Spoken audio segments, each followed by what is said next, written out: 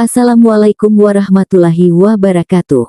Selamat datang di channel As by Story. Jangan lupa like, komen dan subscribe serta aktifkan lonceng notifikasi agar tidak ketinggalan cerita menarik lainnya.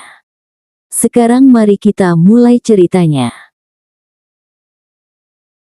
Vivian mengelus tangan Devon mencoba meredamkan amarah pria itu. Ia juga tentu marah melihat Aizen diteriaki dan disakiti oleh oknum guru. Akan tetapi, ia masih bisa menahan amarah untuk tak memperpanjang masalah di depan kerumunan orang-orang. Vivian masih berbaik hati untuk tak mempermalukan wanita yang menjabat sebagai guru SD. Tempat bersekolah si kembar memang bersatu dengan sekolah SD, SMP dan juga SMA yang tentu saja pemilik gedung sekolah itu adalah Alexander Raihan Darmadi. Kakek Vivian, atau lebih tepatnya, kakek buyutnya si kembar. Wah, sepertinya guru muda itu salah mendapatkan lawan yang sepadan. Vivian tentu tak mau membuat keributan, takut sang kakek turun tangan dan mengacaukan rencananya. Wanita itu berencana untuk menunda kepulangan ke rumah. Ia harus menyelesaikan urusan yang belum beres. Dan salah satunya adalah, membuat guru muda tak tahu diri itu dipecat. Vivian sudah mengetahui alasan kenapa Adeline jatuh sakit hari itu. Raka si mulut ember keceplosan mengatakan bahwa mereka selalu dibuli oleh anak dari guru muda itu. Maka dari itu, ia akan menggunakan sandiwara sama seperti saat ia bernegosiasi dengan kliennya. Yang membuat mereka tunduk kepada dirinya. Ia sedang melakukannya sekarang, berperan sebagai seorang ibu lemah lembut serta baik pada sesama. Ia akan menggunakan simpati orang-orang untuk memojokkan Runala. Sayang, ayo kita bicarakan di dalam saja. Jangan di sini, kasihan Bu Guru Runala kesakitan. Dan kita juga belum bertanya pada Aizen apakah ia melakukannya dengan sengaja. Ucap Vivian dengan nada sangat lembut pada Devon. Pria itu mendelik tajam karena Vivian justru mengkhawatirkan guru brengsek itu dibanding anaknya. Aizen tidak sengaja Bunda, Jiko yang mulai duluan, dia menginjak kaki Aizen membuat Aizen kehilangan keseimbangan dan tak sengaja memegang bahunya. Setelah itu, Jiko jatuh sendiri, sedangkan Aizen bisa bertahan untuk tak ikut jatuh, ucap Aizen lirih dengan mata berembun. Wajahnya dibuat menyedihkan untuk menarik simpati orang-orang. Padahal nyatanya, di dalam hati anak itu tertawa riang gembira. Sebagian dari orang yang mendengar cerita Aizen menatap Jiko dengan tatapan kesal. Mereka tak habis pikir, anak sekecil itu bisa melakukan tindak kejahatan. Wajah Jiko berubah panik, ia tak melakukannya, benar-benar tak melakukannya. Ia menatap ibunya dengan air mata yang lagi-lagi keluar deras. Jiko tak melakukannya, Jiko tak melakukannya Bu. Aizen berbohong. Dia memfitnah Jiko. Ibu jangan percaya pada Aizen, ibu harus percaya pada Jiko anak ibu. Jiko mohon, ucap anak itu takut akan kemarahan ibunya. Runala dengan kasar melepaskan cengkraman Devon yang mulai mengendur. Ia memeluk tubuh bergetar anaknya. Anak kecil tak pernah bohong. Saya melihat dengan mata kepala saya sendiri bahwa anak ibu menyenggol bahu anak saya dengan sengaja yang membuat Jiko terjatuh. Anda jangan berdalih lagi, dan untukmu Aizen, ibu kecewa karena kamu berani berbohong di depan gurumu dan juga semua orang, ungkap Runala dengan raut wajah kecewa. Vivian hampir saja memutar bola matanya jengah melihat drama picisan di depannya. Akan tetapi, untuk melancarkan aksinya, ia harus membuat lawan bicaranya berada di pihak atas terlebih dahulu, supaya nantinya ia bisa leluasa dengan mudah menjatuhkannya sekeras mungkin. Sayang, apa kamu berbohong? Tanya Vivian menatap kecewa Aizen. Anggukan kecil dari Aizen membuat Runala tersenyum menang. Maafkan Aizen Bunda, Aizen salah. Aizen kesal karena Jiko selalu mengatakan Aizen anak haram karena tidak mempunyai ayah seperti anak lainnya. Dia mengatakan Raka anak haram juga. Dia selalu mengatakan kata-kata buruk pada kami bertiga. Aizen kesal, itu sebabnya Aizen membuat Jiko jatuh. Hanya itu yang bisa Aizen lakukan. Aizen takut untuk membalas lebih karena Bu Guru Runala pasti akan menghukum Aizen. Aizen tak apa-apa jika hanya mengejek, tapi waktu itu Jiko dan temannya mengurung Adeline di toilet. Adeline sampai jatuh sakit karena itu. Aizen minta maaf. Rahang Devon mengeras, kedua tangannya mengepal erat. Mata setajam elang itu menatap tajam Runala tanpa berkedip. Tubuh Runala bergetar ketakutan. Suasana yang mulanya masih bisa diatasi kini mulai tak kondusif. Saya akan membawa kasus ini ke pengadilan. Setelah mengatakan itu, Devon membawa si kembar, Raka serta Vivian pergi dari sekolahan. Ia tak peduli ketiganya membolos karena ulahnya. Sudah terlanjur muak melihat wanita tidak tahu diri itu. Dan juga ia akan memindahkan sekolah mereka bertiga ke sekolah elit di bawah naungannya. Devon tak sudi jika ketiga anak menggemaskan itu diajar oleh oknum guru seperti Runala. Di dalam sebuah mobil hitam berplat B yang terparkir di seberang sekolahan. Alexander tersenyum melihat kepergian keempatnya. Ayah, kita akan kemana? Adeline jadi bolos sekolah karena ayah, ungkap Adeline dengan raut wajah murung. Pupus sudah ia yang akan pamer sang ayah kepada teman-temannya. Semuanya gara-gara Aizen. Adeline cemberut menatap saudara kembarnya. Ada apa? Aizen membalas datar. Menggigit bibir kesal, Adeline memutuskan kontak matanya lalu menatap keluar jendela mobil. Entah kemana sang ayah membawa mereka, Adeline berharap kemanapun itu akan lebih seru dibanding ia yang akan pamer pada anak-anak lainnya. Raka duduk diam menikmati kue cookiesnya. Anak itu tak masalah jika harus membolos, toh, ia tak suka bersekolah sebenarnya. Malas karena setiap hari harus mendengar kata anak haram dari teman-temannya. Awalnya ia tak mengerti apa arti kata itu, akan tetapi Jiko memberitahukan arti kata anak haram yang melekat pada dirinya serta si kembar. Raka sedih. Tentu saja. Akan tetapi ia bisa apa? Ia memang tak punya ayah sejak dilahirkan. Ibunya juga tak pernah menceritakan tentang seorang ayah padanya. Lain halnya dengan Vivian yang selalu menceritakan sosok ayah si kembar kepada mereka. Raka sudah terbiasa, atau mungkin, ia yang membiasakan diri. Kamu mau? Tanya Raka pada Adeline yang masih kesal. Tanpa mengatakan sepatah kata, tangan Adeline meraih kue cookies di tangan Raka, kemudian ia memakannya. Rasa manis dari gula dan juga sedikit asin serta pahit dari coklat membuat mood anak itu seketika baik kembali. Adeline memakan kembali cookies jatah Raka untuk dirinya. Tersenyum tipis, Raka mendekat merapat pada Adeline. Anak itu mengusap rambut Adeline lembut. Habiskan ya, ucapnya. Anggukkan semangat Adeline menjadi jawaban ucapan Raka. Keduanya sibuk bermesraan menghiraukan Aizen yang menatap datar keduanya. Devon melirik dari kaca dashboard mobil. Ia tertawa kecil melihat betapa perhatiannya Raka pada Adeline.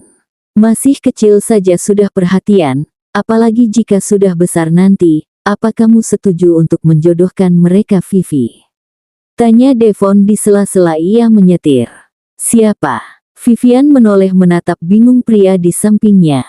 Raka dan Adeline, jelasnya. Plak. Vivian memukul keras bahu Devon, ia menatap pria itu kesal. Ada apa? Devon mengerutkan alis bingung.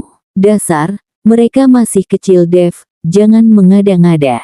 Jika ingin menjodohkan mereka, harus menanyakannya pada yang bersangkutan.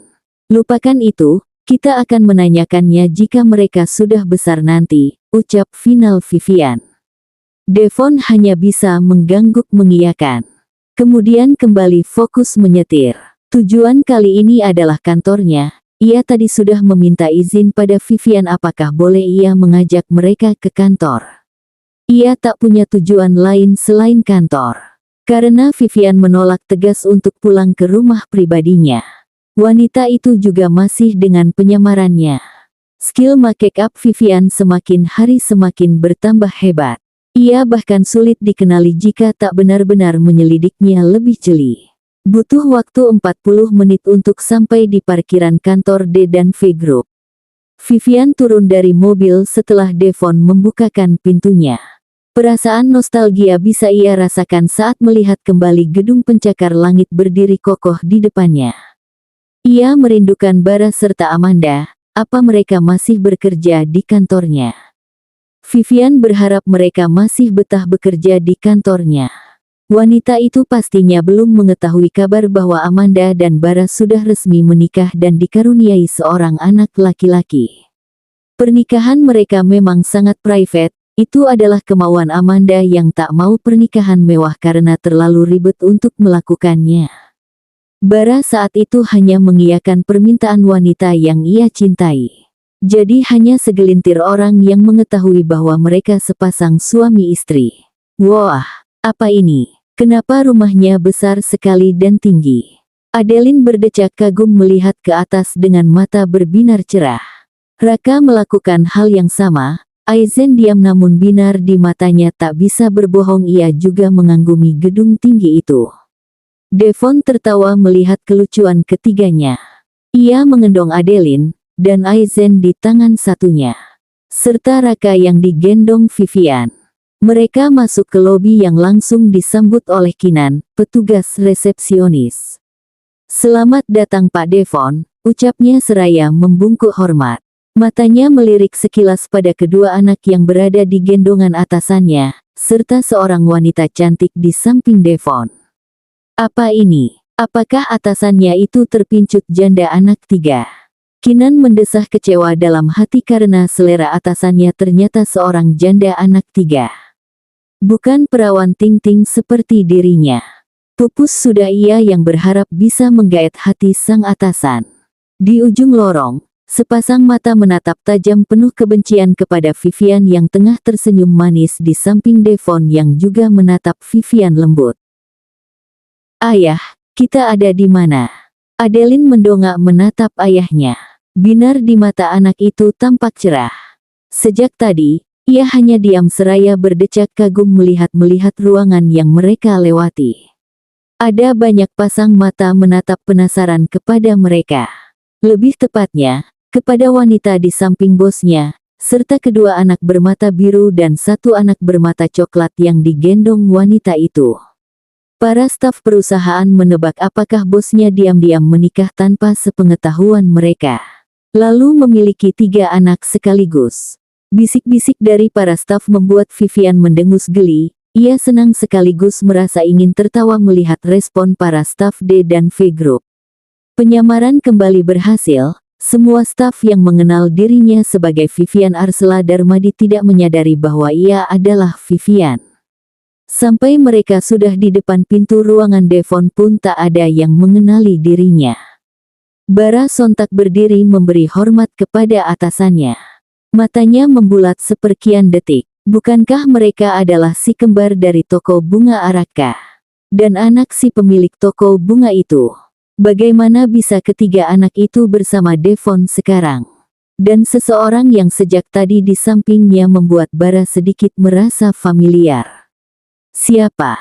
Kenapa kamu diam?" Suara Devon membuat Bara tersentak. Ia membungkuk hormat meminta maaf. Menepuk pelan bahunya, Devon mengangguk dan langsung masuk ke dalam ruangannya disusul Vivian yang tengah menatap Bara dengan tatapan rindu. "Aku merindukanmu Kak Bara." Setelah mereka masuk, Bara menatap pintu tertutup di depannya dengan perasaan aneh. Kembali, di dalam ruangan Devon. Pria itu menurunkan kedua anaknya, kemudian ia berjalan ke arah kulkas dan mengambil beberapa cemilan yang mungkin mereka suka. Araka sudah duduk manis di atas sofa dengan mata berbinar melihat sekelilingnya. "Makanlah yang kalian suka, ayah hanya punya ini," ucap Devon meletakkan cemilan di atas meja. Ia harus berterima kasih kepada Bara yang selalu menyetok makanan ringan di kulkasnya. Anak-anak langsung berhamburan mengambil cemilan yang mereka suka. Kemudian memakannya bersama. Vivian duduk dalam diam, ia tersenyum tipis melihat ruangan yang dulu ia tempati sampai sekarang tak pernah berubah. Noda hitam di tembok dekat lemari pun masih ada. Hatinya menghangat saat mengetahui bahwa Devon selama ini begitu menjaganya. "Sayang, Apa kamu mau cemilan juga? Devon bertanya seraya menunjukkan keripik singkong dan choco pie pada Vivian. Tidak, Vivian menggeleng sambil tersenyum. Ia berdiri lalu mendekat ke arah Devon. Tatapannya tak beralih terus menatap pria di depannya. Setelah tinggal satu jengkal, Vivian menengok ke belakang. Blus. Pipi Devon sontak memerah sampai ke telinga mendapatkan ciuman mendadak di pipi. Kedua bola matanya membulat seperkian detik, tersenyum tipis, ia melirik ketiga anak di belakang Vivian masih sibuk dengan cemilan mereka. Dengan secepat kilat, pria itu mencium sekilas bibir Vivian. Manis, rasanya masih sama. Vivian tersenyum hangat sebagai balasan. Semu merah di pipinya tak bisa menyembunyikan bahwa wanita itu juga sedikit malu. Sudah terhitung 5 tahun mereka tak melakukan kontak fisik se-ekstrim ini. Lagi pula selama hamil si kembar, cinta mereka baru saja tumbuh. Dan sekarang, setelah sekian lama menunggu, kedua insan itu akhirnya bisa mengutarakan perasaan masing-masing. Sepasang dua manusia yang tengah memadu kasih itu saling melemparkan senyum manis mereka. Kemudian Devon mengajak Vivian untuk duduk di sofa lainnya. Ketiga anak masih sibuk, dan Vivian serta Devon juga sibuk melepas rindu mereka. Bunyi ketukan pintu membuat semua orang yang berada di dalam ruangan mendongkak menatap pintu. Vivian menoleh kepada Devon untuk menyuruh pria itu membiarkan orang yang berada di balik pintu untuk masuk. Takut jika ada hal penting yang tak bisa ditunda. Merengerut kesal, dengan malas pria itu menyuruh seseorang itu untuk masuk. Pintu terbuka menampakkan seseorang yang membuat Devon tanpa bisa dicegah berdecih kesal. Mengganggu saja, umpatnya pelan nyaris tak ada suara. Tapi Vivian bisa mendengar umpatan itu sehingga ia tersenyum tipis sebagai balasan. Tanpa merasa malu, Devon menyandarkan tubuhnya ke bahu Vivian dengan tangan kanan merangkul pinggang dengan mesra. Pria itu dengan angkuh dan tatapan datar menatap bertanya pada orang yang berdiri mematung di depannya. Vivian mengerutkan alis bingung melihat reaksi Devon yang berlebihan. Ia mencoba melepaskan rangkulan tangan Devon karena merasa malu ditatap sebegitu intensnya oleh wanita di depan mereka. Ada apa dengannya? Merasa sulit dilepaskan, Vivian mendesah malas, ia pun pasrah dengan apa yang Devon lakukan sekarang. Tanpa keduanya sadari, sedari tadi, Rosella, si pelaku pengetukan pintu menatap Vivian penuh akan kebencian. Kedua tangan terkepal erat di sisi tubuhnya. Apa kau akan tetap di sana berdiri tanpa melakukan apapun? Ucap Devon sinis, pada Rosella yang diam seperti patung menatap ke arahnya. Bola matanya hampir saja ia putar kembali melihat Rosella yang tak kunjung mengatakan apa maksud dari gadis itu mengetuk pintu ruangannya. Seolah sadar, buru-buru Rosella membungkukkan tubuh, lalu memberikan berkas yang sedari tadi ia pegang. Maaf mengganggu Anda Pak, ada beberapa berkas yang harus Anda tanda tangani, ucapnya seraya tersenyum tipis pada atasannya. Mendelik sekilas, Devon mengambil berkas itu dengan kasar. Lalu menyuruh Rosella untuk segera pergi. Aku akan mengurusnya, pergilah, ucapnya ogah-ogahan. Mengetatkan rahangnya, Rosella mengangguk sopan lalu berjalan pergi. Setelahnya, Devon kembali bermesraan dengan Vivian. Pria itu malah meninggalkan berkas yang sudah bertumpuk di atas meja. Vivian menggeleng, ia kemudian mengelus rambut hitam legam Devon yang berada di atas pahanya. Pria itu berbaring menghadap ke arah perut Vivian. Apa kamu tidak mau mendatangi berkas itu terlebih dahulu? Tanya Vivian mencoba membujuk pria manis yang tengah menggesek-gesekkan hidungnya ke perutnya. Nanti saja, aku masih ingin bermanja denganmu, Vivi, jawabnya sambil menciumi perut Vivian yang terhalang baju. Tersenyum tipis, Vivian diam, namun tangannya sibuk mengelus rambut Devon. Pikirannya melayang ke masa lalu. Ia tak menyangka bahwa pertemuan sepintas di acara ulang tahunnya membuat Vivian bisa seakrab ini dengan pria yang sekarang sudah menjadi seorang ayah. Memang takdir tak bisa ditebak, pertemuan kecil itu membawa ia kepada masa indah, manis, dan pahit secara bersamaan. Vivian menatap ke arah kedua anaknya, kemudian beralih kepada Devon. Ia tak ingin apapun lagi, ia berharap ke depannya, mereka akan selalu bersama. Vivian sudah membulatkan tekadnya, bahwa ia akan pulang ke rumah utama.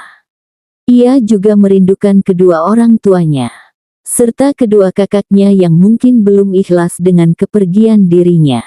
Vivian berjanji, ia tidak akan takut lagi, dan juga akan terus menjaga si kembar dari semua musuh keluarga Darmadi, lalu setuju dengan usul sang kakek untuk membesarkan si kembar di luar negeri. Alexander akan terus menutupi bahwa Vivian masih hidup, sampai di mana anak-anak sudah cukup besar, di luar negeri juga, sang kakek akan mengajari kedua buyutnya bela diri, untuk melindungi diri mereka. Alexander tak mau kejadian cucu pertamanya terulang kembali. Sudah cukup mereka mengambil cucu pertamanya. Tak akan ada lagi keluarga Darmadi yang tiada akibat ulah musuh. Vivian menunduk mengecup pelan puncak kepala Devon, pria itu mendongkak menatap bertanya. Ada yang ingin aku bicarakan. Apa sayang? Devon kemudian duduk menatap lembut Vivian. Kedua tangan Vivian menggenggam erat tangan Devon. Ia tersenyum tipis. Maafkan aku sebelumnya. Tapi Dev, minggu depan, aku akan pergi ke luar negeri bersama kakek Alexander. Jelas Vivian menatap sedih Devon yang kini menegang dengan mata menatap tajam padanya. Menghempaskan tangan Vivian kasar, Devon berdiri, pria itu mencoba untuk pergi tapi tangan Vivian menahan pergelangan tangannya. Ketiga anak yang sedang asik tiba-tiba menoleh karena mendengar perselisihan di antara orang tua mereka. Vivian tersenyum menatap ketiganya, sayang, bunda dan ayah pergi dulu sebentar oke? Apa kalian bisa menjaga diri? Ada Paman Bara di luar ruangan ini jika kalian membutuhkan sesuatu, ucap Vivian dengan lembut pada ketiganya. Apa bunda baik-baik saja? Aizen menatap ibunya khawatir, pasalnya ia bisa melihat bahwa sang ibu menahan tangis, serta ayahnya yang terlihat kecewa. Ada apa? Itulah yang ada di pikiran anak itu saat ini, padahal kedua orang tua mereka baik-baik saja sejak tadi, tapi sekarang. Tidak apa-apa sayang, bunda ada sedikit urusan dengan ayah kalian. Apa kalian bisa menunggu sebentar? Anggukan kecil dari ketiganya membuat Vivian kembali tersenyum, ia pun berjalan dengan Devon yang menunduk di sampingnya. Ia membuka pintu, dan Bara menatap heran. Bisa tolong jaga anak-anak, saya ada urusan dengan bos Anda, ucap Vivian mendahului pertanyaan yang ada di benak Bara. Meski sedikit bingung, Bara mengangguk mengiyakan. Vivian dan Devon pergi ke arah rotoop kantor. Vivian tidak mau jika ada satu orang pun orang kantor yang menguping pembicaraan mereka. Dan rotoop adalah pilihan yang bagus. Setelah sampai, Vivian langsung memegang kedua bahu Devon lembut namun penuh penekanan. Kepala pria itu terus menunduk tak mau menatap ke arah Vivian. Vivian menghela nafas panjang, lalu memeluk tubuh Devon lembut. Tak ada penolakan, maka ia terus memeluk erat. Sayang, maaf karena baru mengatakannya padamu, aku berpikir kita tidak akan bertemu, maka daripada itu, aku menyembunyikannya. Ini demi kebaikan anak-anak, dan kamu juga bisa mengunjungi kami kapanpun kamu mau, jelas Vivian seraya menangkup pipi Devon. Maksudmu? Devon menatap sendu Vivian, ia tak mau ditinggal Vivian lagi. Ia ingin ikut, tapi bagaimana pekerjaan di sini? Begini, sebelum kita bertemu, aku sudah bertemu dengan kakek Alexander, dan ia menyuruhku untuk tinggal bersamanya di Jerman. Demi kebaikan anak-anak, karena musuh Darmadi serta Artamarta masih berkeliaran. Ia takut mereka mengetahui keberadaanku dan juga anak-anak. Kami akan tinggal sampai anak-anak bisa melindungi diri mereka sendiri. Mereka akan dididik oleh kakek Alexander. Maka dari itu, aku mohon, biarkan aku pergi. Bukankah kamu bisa mengunjungi kami setiap akhir pekan di setiap bulannya? Kami akan selalu menunggumu. Jelas Vivian panjang lebar. Menggigit bibir menahan tangis, Devon memeluk Vivian erat. Ia masih merindukan wanita itu, tapi ia lebih takut kehilangan Vivian karena musuh mereka sangat banyak. Baiklah, demi anak-anak dan juga kamu sayang, aku akan mengunjungimu setiap akhir pekan di tiap bulannya. Bersambung.